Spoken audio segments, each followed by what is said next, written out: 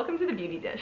Today I am sharing 5 ways that I'm getting ready for summer, and I'm going to give you a ton of tips and product recommendations and ideas in case you want to try out some of these things for yourself. So this video is a collaboration with Lynette from Le Beauty Bag, and over on her channel she'll be sharing 5 ways that she's getting ready for summer, and all of her ways are totally different from mine. So our hope for this collaboration was that you would just come away with a ton of inspiration to go out and make the most of summer and have fun and look and feel your most beautiful. Now, if you are not already subscribed to Lynette's channel, I think you will absolutely love her. She is one of the warmest, most intelligent women on YouTube. I love watching her makeup reviews because she always goes out of her way to give you the cons a product might have, even if she's raving about it, because she wants to just help you make the most informed decision about buying something. She also does really great non-beauty related videos, and they're so insightful, and I think they really elevate what a YouTube beauty channel can be. So don't miss her video. Alright, now let's talk about summer. So the first way that I'm getting ready for summer, I figured I would start with the most obvious way, and that is I am embracing my hair's natural texture, as you can see.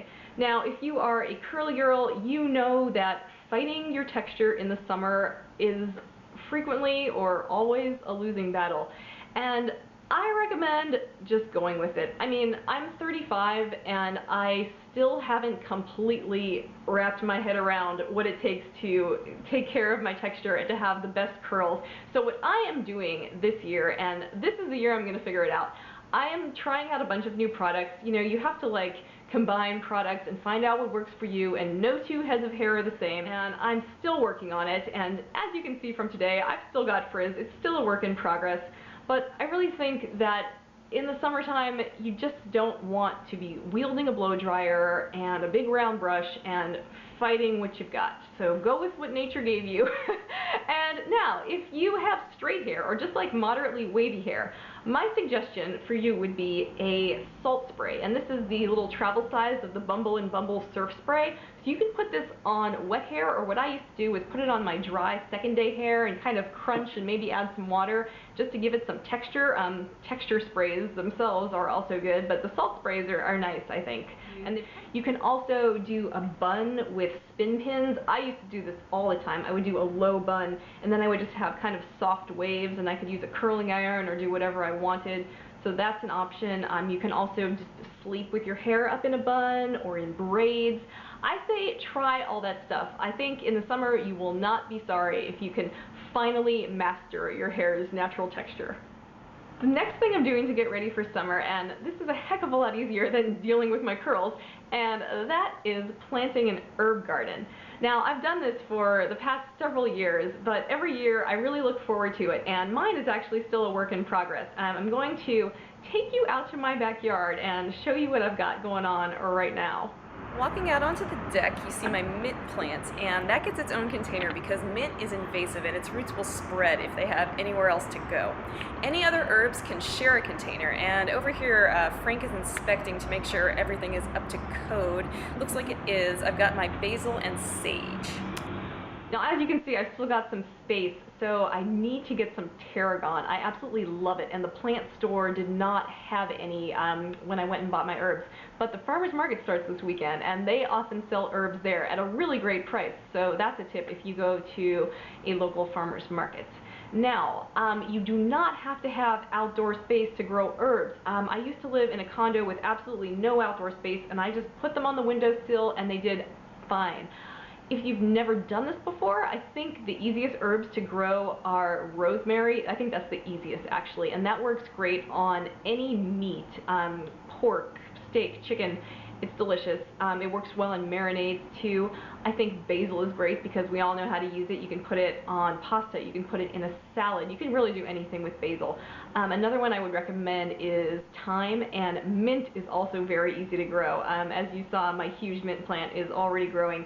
And if you don't know what to do with mint besides make desserts, you can use it, my philosophy anyway, is to just use it anywhere you would use basil. Pasta, put the leaves in a salad. It just adds so much flavor. I love mint, and I'll throw it in anything. So those are my suggestions. If you have any other questions about herbs or what to grow, leave a question in the comments. The next thing I'm doing to get ready for summer is finding a sunscreen that I can love or at least live with. So for me, I'm always trying sunscreens, and you've probably heard me talk about them in favorites and other videos, but my skin always seems to be changing. I've actually had a really good winter. My skin hasn't been very dry. In fact, it's more oily than it really has been in years. But my point is, I always am looking for the right sunscreen, and right now, that sunscreen is the Josie Maran Argan Daily Moisturizer SPF 47. This is a great one if you have dry skin. It is extremely hydrating. I mean, it's got antioxidants and it's got moisture, so this can be an all-in-one product in the summer, especially when you don't feel like layering a ton of stuff on your face, and it works really, really well under makeup. But not for oily skinned women, and since I'm dry, I'm sorry, I don't have a recommendation for you, but brands that I like, that I think you can look at if you still haven't found your perfect match. Elta MD, that's more of a physician recommended brand, but you know, they sell it on Derm Store and websites like that.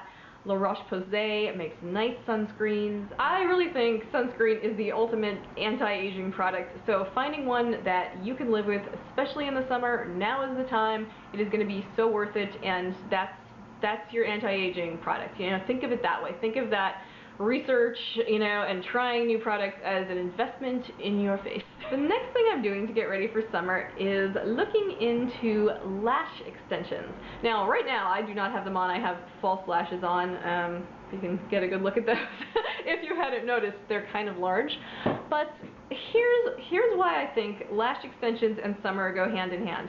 For the last 2 years, I have gotten them right before I go on vacation. Every year we go to California for 10 days to visit my family, and I get lash extensions before the trip. And extensions will last you a good 2 weeks. You'll be good for 2 to 3 weeks, and then you can either just let them fall out naturally, or you can get them filled, so that you can kind of keep going and going. I've only gotten them and then gotten one fill, and that's it. That's it for me for the year.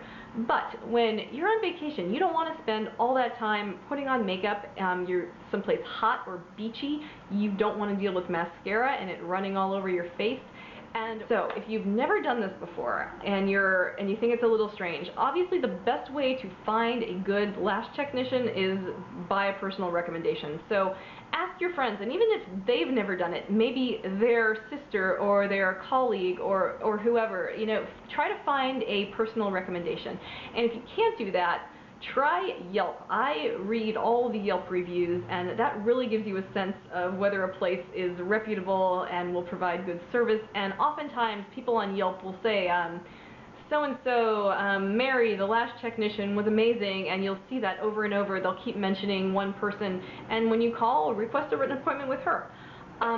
If you're really worried about it, ask a salon if you can just come in for like a 5-minute consultation and see the lashes and kind of talk about it and have them show you what you're going to get.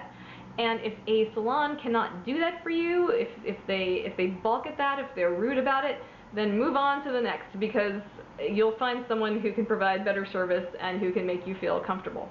Lash extensions can be expensive, but I have never gotten a full set. A full set can run you from $200 to $300, but I get the partial set, so it's kind of just like, it's not every single lash and it's focused on the outer lashes, but that makes such a difference. I can't even imagine what a full set would look like. I think it would weigh down my eyelids. So a partial set is fine, and that is much more affordable. And something I do is I keep my eye on Groupon and Living Social, because salons have deals on there all the time. And if I see a deal on there, I'll hurry up and I'll check the Yelp reviews, and I'll see if it's someplace that I would actually trust to go to, and you know, then maybe I'll get a Groupon. In fact, I'm going in, I think, 2 weeks to get some lash extensions before my California trip, and I'm really, really excited. It was a good deal, and the place seems really great, so I cannot wait, and I will definitely Instagram that. So follow me on Instagram, please, if you haven't already. The last thing I'm doing to get ready for summer is experimenting with self-tanner. So for years, I was devoted to the gradual tan products, you know, just really easy, kind of like a moisturizer, and if that is what floats your boat, I can 100% recommend the Jergens Natural Glow products. They have a foam. This is like a mousse foaming product. They have a lotion. They have some for your face. They have different shades.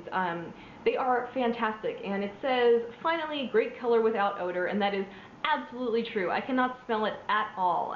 Last summer, all I did, I used the lotion I think every day during the summer, and that was like my body lotion. And the best thing is that it actually has SPF, so you've got a little bit of like SPF protection, and you're getting the gradual tan. I think it looks natural.